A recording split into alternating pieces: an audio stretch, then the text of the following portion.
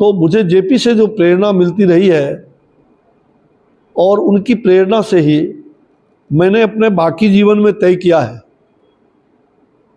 और चूंकि ये हमारा जन्मभूमि भी है और कर्म भूमि भी है,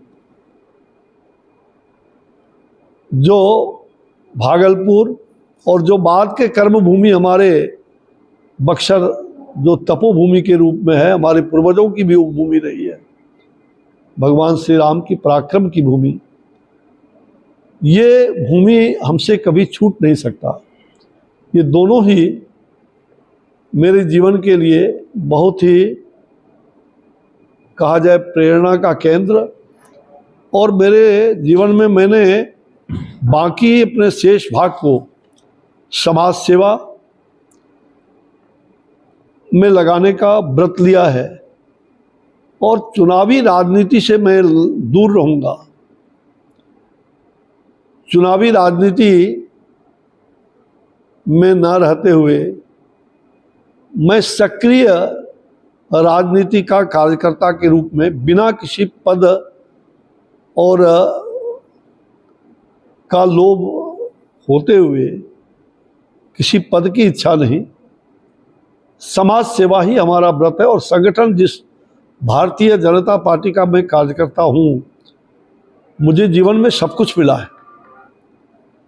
मैं कार्यकर्ता के रूप में देश के अंदर और विशेष करके बिहार में और भागलपुर और बक्सर, यह तो हमारे प्राण है, इन क्षेत्रों में मैं लगातार सक्रिय रूप से अपनी भूमिका अदा करते हुए संगठन को भी निरंतर गढ़ने का प्रयास रहेगा। और अलग से जो हमारा संकल्प है समाज सेवा का, जो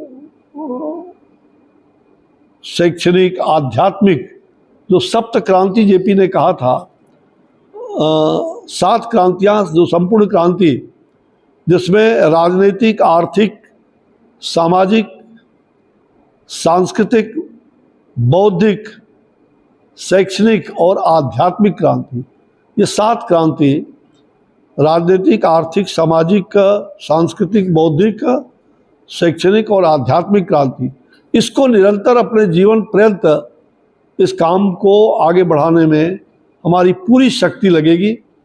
भगवत कृपा है, मैं पूर्णतः स्वस्थ भी हूँ और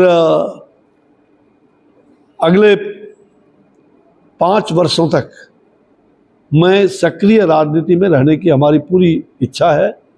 और बिहार और